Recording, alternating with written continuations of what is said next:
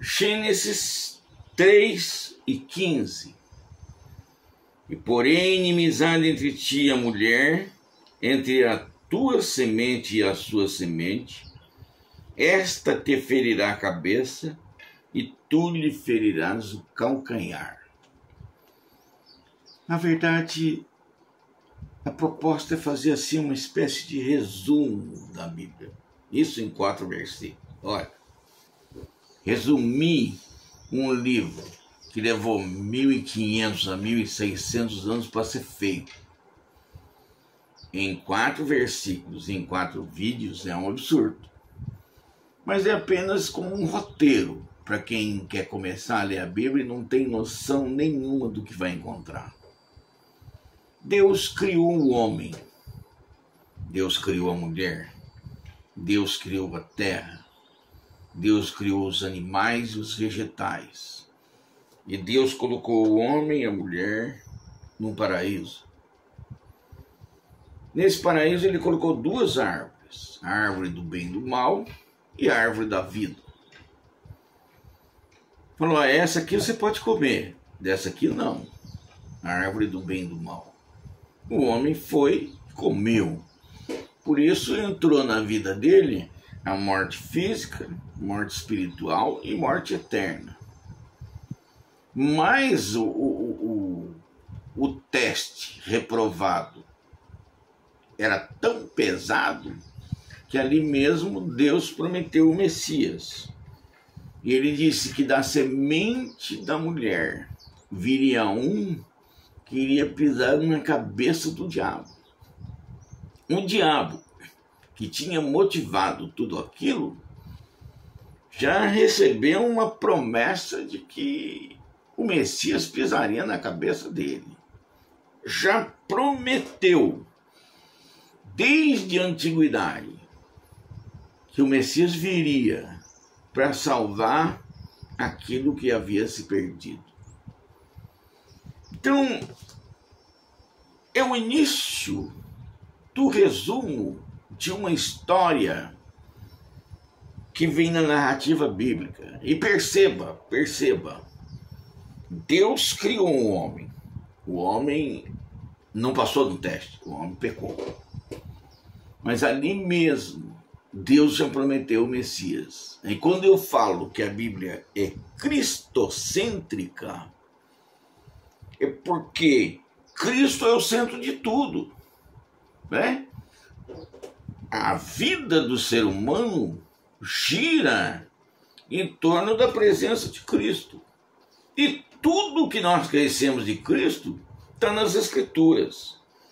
Então Deus criou o homem pecou, e no momento que o homem pecou, que desandou a vida humana, caiu em desgraça perante Deus, Deus já mandou a graça, ou já prometeu a graça.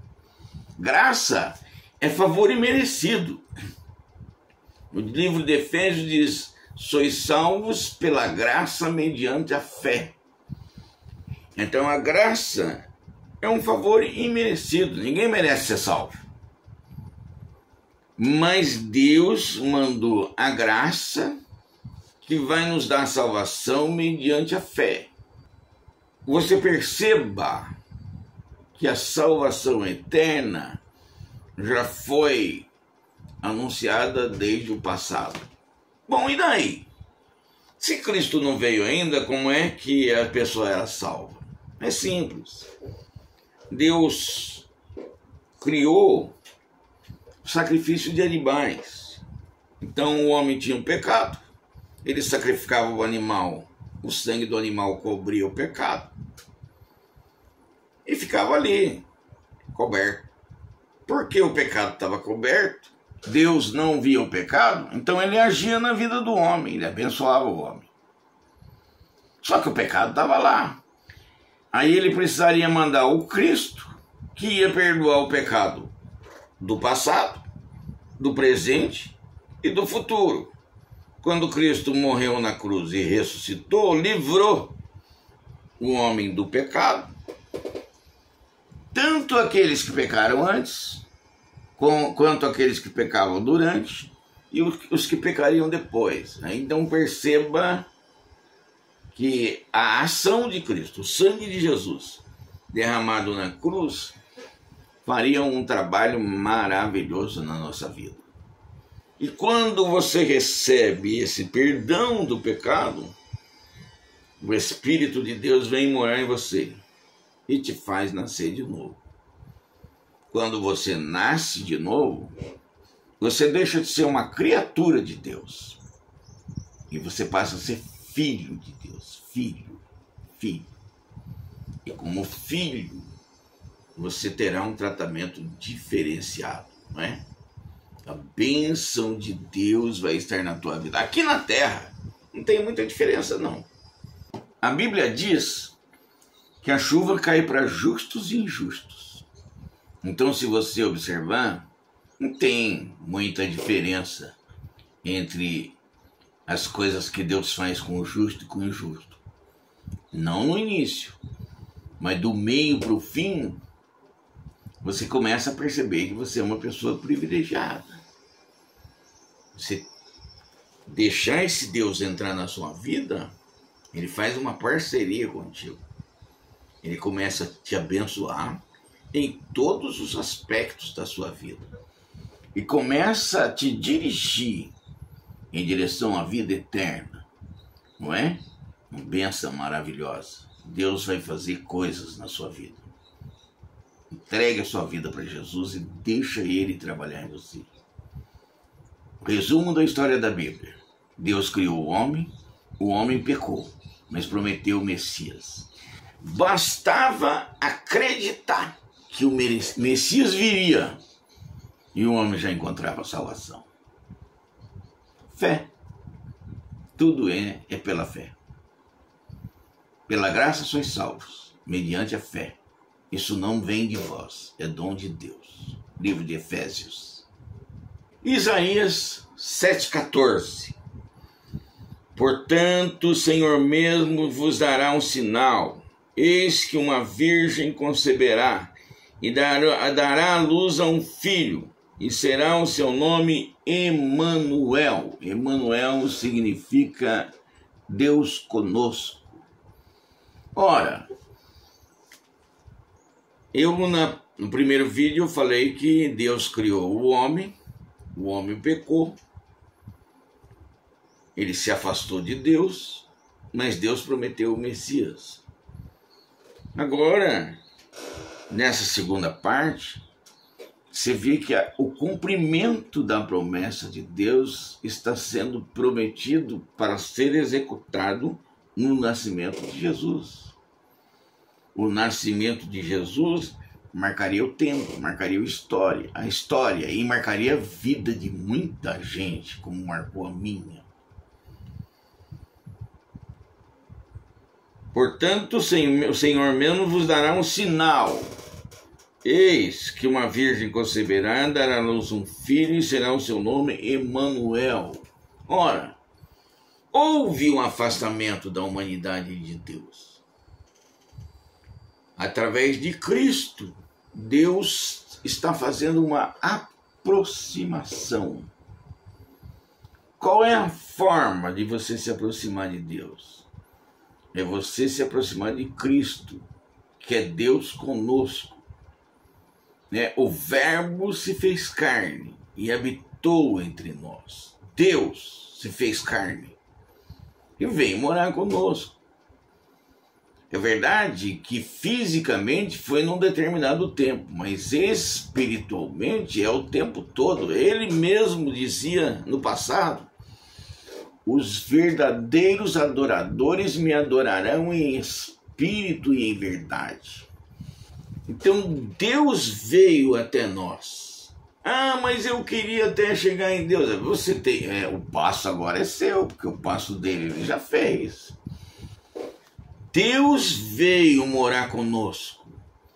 Jesus veio, nasceu, viveu, morreu naquela cruz para nos salvar. Então a parte dele ele já fez. Qual é a parte que está faltando? A minha, a sua, a nossa. Nós precisamos nos aproximar dele É espiritual, a coisa toda é espiritual, é pela fé. Você tem que crer, é pela fé. Tem que aceitar Cristo na tua vida, no teu coração, na tua história. Tem que aceitar, tem que deixar ele entrar na sua vida. Olha, vou te dar um conselho. Entra no seu quarto, ou chega num lugar sozinho, pode ser fora de casa, dentro de casa, e fala com Deus, fala: Deus, eu quero te conhecer, eu quero conhecer o teu filho, eu quero conhecer esse Deus conosco, esse Emmanuel, eu quero te conhecer, eu quero. Só de você falar com Deus, um Deus invisível, você já está fazendo uma demonstração de fé. A Bíblia diz que fé é o firme fundamento das coisas que se esperam e a prova das coisas que se não veem. Em outras palavras, fé é crer e esperar num Deus que você não vê. Ora, se você falar com esse Deus, dentro de casa ou fora de casa, num lugar, estou falando sozinho, porque as pessoas não vejam você falando sozinho e achar que você está maluco, né? Mas se você falar com esse Deus, isso já é um ato de fé. Tipo assim: Deus, eu preciso te conhecer, dá uma experiência para mim, me mostra, me faz nascer de novo, né? Me dá, eu preciso conhecer. Fala com ele. Eu conheci Cristo falando com ele, falando justamente isso: Deus, o meu pai é crente, ele fala tanto do Senhor, mas eu não te conheço, né? Eu nem acredito que em Jesus Cristo, nem na Bíblia, eu não acreditava nem na Bíblia. Mas eu conversava com ele, e converso até hoje. Por quê? Porque depois ele me respondeu. Conversa com Deus, isso já é um ato de fé. Pela graça sois salvos, mediante a fé. Isso não vem de vós, é dom de Deus. Você começa a falar com ele, ele vai te dando a fé necessária para você chegar até na salvação eterna. Aprenda, inicia para falar com Deus. Mas também não adianta você falar com Deus e ficar aquela repetição. Não, você vai conversar com Deus. Eu, por exemplo, costumo sentar no sofá de casa, sozinho. A minha esposa se vê também, ela já não liga. Meus filhos também não. Eu já estou acostumado. Eu sento no sofá como se Cristo tivesse sentado ali comigo. E converso com ele. Converso com ele. Normal. Faço perguntas. Ele responde quando ele quer, onde quer, porque é ele que é Deus. Eu só preciso fazer o questionamento e ficar esperando. Esse Deus veio morar conosco. A história da Bíblia que eu estou resumindo aqui é o seguinte: Deus fez o homem, fez o céu e a terra, fez o homem. O homem pecou, ele prometeu o Messias.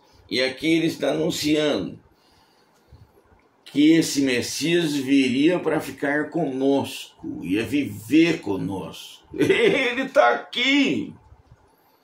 Ele vive conosco. Ele faz parte da nossa vida. Deixa ele entrar na sua. É Deus conosco. Emmanuel significa Deus conosco. Deixa ele fazer parte da sua história. Deixa ele fazer parte da sua vida. Deixa ele entrar. Eis que estou à porta e bato. Se alguém ouvir a minha voz e abrir a porta, eu entrarei, cearei com ele e ele comigo. Ou seja, através dessas palavras, ele está batendo no seu coração. Deixa ele entrar. O coração se abre por dentro. Ele não vai entrar à força. Então convida ele, fala com ele. Esse Emmanuel vai fazer parte da sua vida. João 3,16.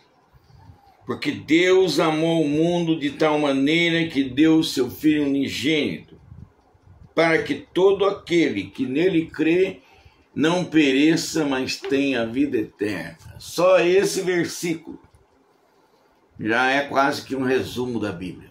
Deus amou o mundo de tal maneira que deu o seu Filho unigênito, para que todo aquele que nele crê não pereça, mas tenha a vida eterna. Uma vez eu estava na escola, no pátio da escola, e uma professora me chamou de lado. João, eu quero falar com você. Era um recreio e a gente estava ali observando os alunos. Escuta uma coisa, você não acha que tudo isso vai acabar em pizza? Eu falei, mas tudo isso o quê? Isso é a história de Deus, de Jesus Cristo, né? Você não acha que tudo isso vai acabar em pizza? Aí eu olhei bem para ela, falei, alguma coisa tá aí na mente aí, né? Falei, escuta uma coisa, você tem um casal de filhos, não tem? Imagina que você dê o seu filho. Eu conheci o casal de filho dela. Você deu o seu filho para salvar, por exemplo, uma cidade, Caraguatatuba. Imagina que você vai dar, o seu filho vai morrer numa cruz para salvar uma cidade inteira. E de repente ele morre e as pessoas vêm e zombam na tua cara, falam mal dele, zombam dele, não ligam para ele. É lógico que muitos vão aceitar, mas muitos não. Aí veja bem, se você que amou a cidade de tal maneira, deu o seu filho, as pessoas vêm, desacreditam de tudo e zombam na tua cara, você vai deixar isso tudo acabar em pizza? Você não vai cumprir aquilo que você prometeu? Está na cara que Deus vai cumprir.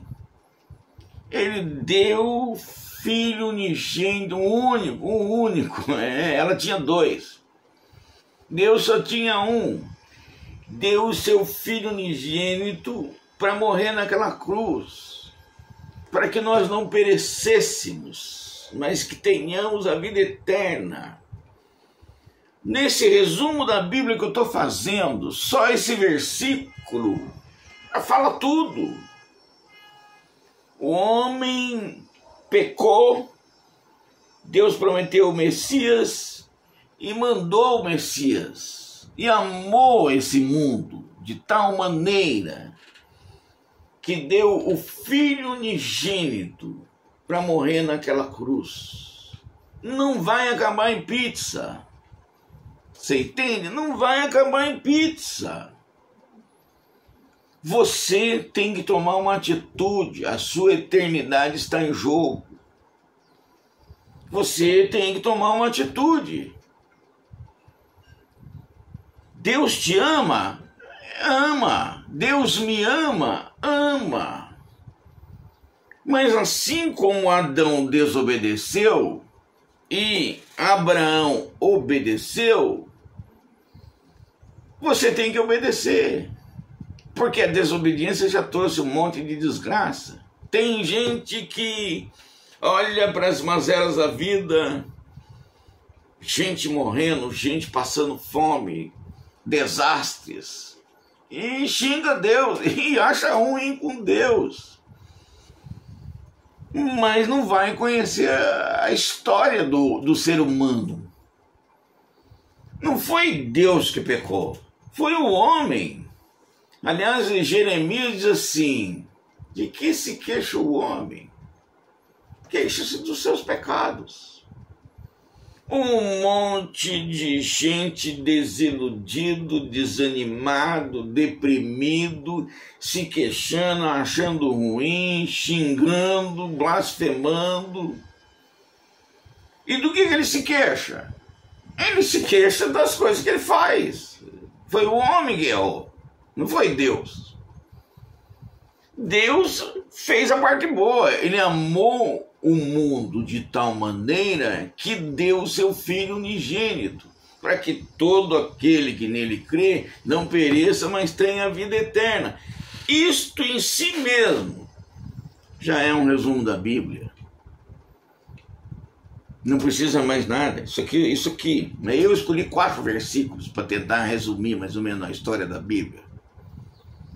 Mas só esse daqui já resume tudo. Em alguns minutos, você já tem ideia do que você vai achar lendo a Bíblia. Deus amou o mundo de tal maneira que deu seu Filho unigênito, para que todo aquele que nele crê não pereça, mas tenha a vida eterna. A vida não acaba. Eu tô com 70 anos. Se eu viver 5 ou 10 aí, tá bom demais, né? Eu tô com 70 anos. E quanto tempo você tem de vida? Quanto tempo eu tenho de vida? Tem toda uma vida eterna aí esperando. Você tem que estar pronto. Você tem que estar preparado. Jesus deixou bem claro. Se não nascer de novo, não vai ver o reino de Deus. Se não nascer de novo, não vai ver o reino de Deus. Não vai acabar em pizza. Não vai. Você precisa tomar uma atitude. Você precisa tomar uma decisão. Você precisa conhecer o Deus da Bíblia Sagrada. Ouve o que eu estou dizendo. Você precisa conhecer esse Deus. Atos 1:11. Os quais lhe disseram: varões galileus, por que ficais aí olhando para o céu? Esse Jesus que dentre vós foi elevado para o céu, há de vir, assim como para o céu os vistes ir. A Bíblia diz que Deus ascendeu aos céus, ele subiu na frente de inúmeras testemunhas. Aí todo mundo ficou olhando para cima, né? Aí 2 anjos vêm e falam: por que você está olhando para cima? Não, porque você não está vendo. Para esse Jesus que foi elevado para o céu, ele vai voltar. Se mesmo do jeito que vocês estão vendo ele vai voltar.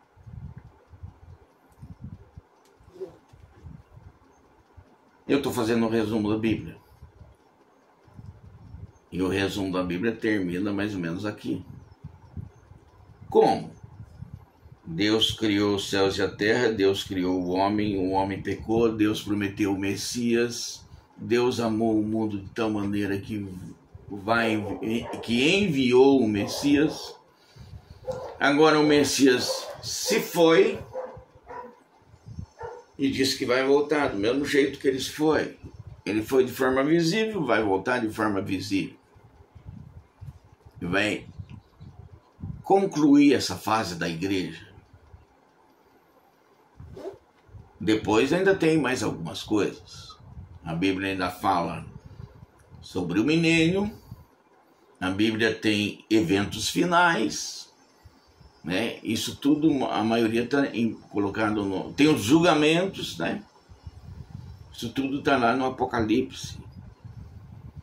Mas o resumo central do que você vai encontrar na Bíblia, ao lê-la, é isso.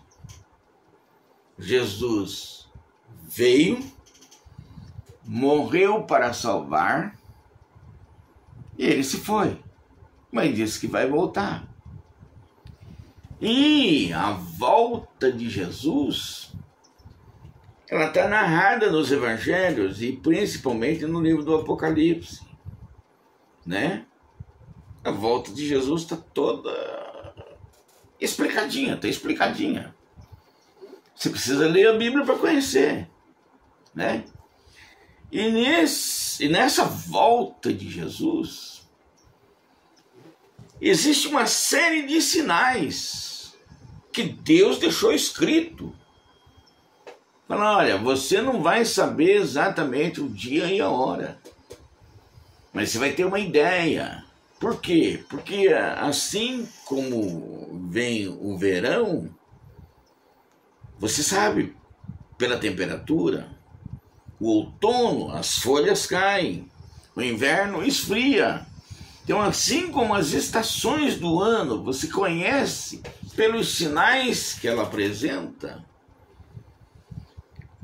Deus disse que deixou sinais para que você perceba que está próxima a vinda do Messias. E olha, vou te contar.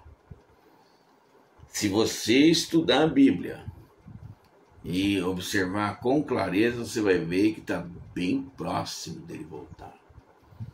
Uma vez eu fui pregar numa cidade aqui vizinha e estava lá o filho de um pastor. E ele começou a conversar comigo porque ele desde criança me via indo pregar lá, ele viu Deus fazer um monte de coisa. Mas aí eu percebi que ele já não vinha na igreja, ele não frequentava mais, ele havia se afastado de Deus, do evangelho, da igreja, das pessoas. E não adianta, você tem que ter comunhão com Deus e com a igreja. A Bíblia é clara, né? Quem não come da minha carne, não bebe do meu sangue, não tem vida. Então, se você não tem comunhão com a igreja, para Deus você está morto. É Bíblia, isso é Bíblia. Daí eu falei, rapaz, você não tem medo não? Jesus volte e você fique. Ah, isso daí eu ouço desde que eu nasci. Jesus vai voltar. Não voltou até hoje. Eu falei, então vamos fazer uma proposta. A Bíblia diz que depois que Cristo tirar a igreja, vai assumir o anticristo, o falso profeta e o diabo, vai assumir o mundo. Eu quero fazer uma pergunta para você. Imagina que você é o anticristo. Imagina. Quantos anos você acha que vai levar para você ter o pré-requisito para governar a Terra, governar o globo? Um exercício de raciocínio para ele. Ele pensou. Falou, você vai usar as mídias, você vai usar a tecnologia, você vai governar a Terra. Quanto tempo você calcula que você precisaria para governar a Terra? Ele falou, 10 anos. Em 10 anos eu teria tecnologia suficiente para governar toda a Terra. Aí eu falei para ele, pois é, Jesus vem antes. Jesus vem antes. Ele parou, regalou os olhos para mim. Um ponto de interrogação apareceu na fisionomia dele. E ele ficou assim meio perplexo. Falei, pois é, Jesus vem antes.